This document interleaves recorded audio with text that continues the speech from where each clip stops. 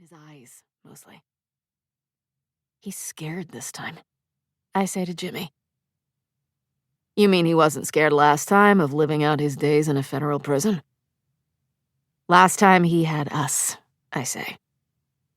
Jacobson is doing something he never used to do on his way into the courthouse in Riverhead. Ignoring the questions being shouted at him from both sides of the railings. He only stops when he sees Jimmy and me. As soon as he does, he taps Howie on the shoulder and holds up a finger, telling him to wait. Then walks right over to me, ignoring Jimmy. Janie, he says, suddenly back into character and back in charge of things. You shouldn't have. You're right. I shouldn't have. Come on, admit that you've missed me. I make a gesture that takes in the whole scene. What I don't miss is all this. You sure?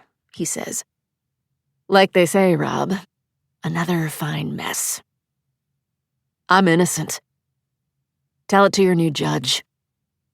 Before I can step back, he is leaning close to me. We need to talk. Howie Friedlander wants to hear what's being said, so he steps in, puts a hand on Jacobson's arm, and gently pulls him toward the courthouse doors. We need to get this over with, Howie says. I watch as the doors open and 2 cops who could double as bouncers step outside. One of them is carrying handcuffs, which means shit is about to get very real for Rob Jacobson. Again.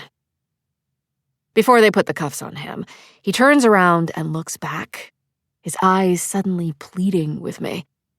Not even trying to hide how scared he is.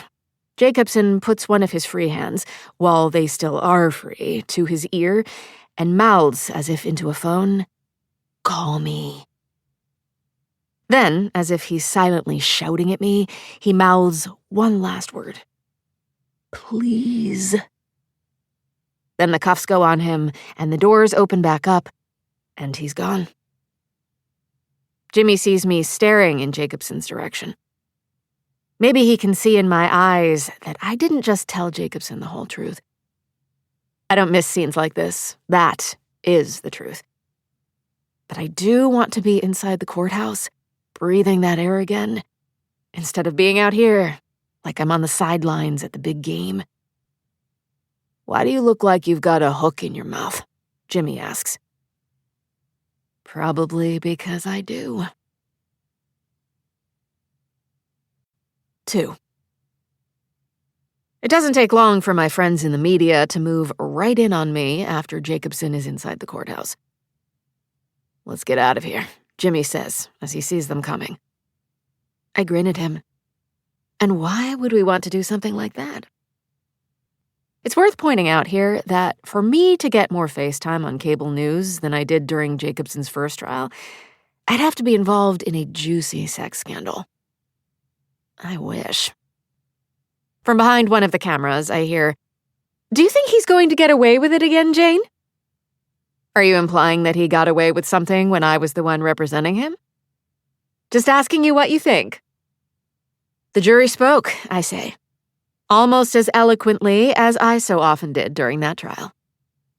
It gets a laugh. I put up my hands in mock surrender now. Ladies and gentlemen, pay close attention, because you may never again hear these words from me, at least not consecutively. No comment. But it's as if at least one of them has read my mind about being here. Come on, don't you wish it was you perp walking right alongside him? No? Yes. Tell the truth, Jane.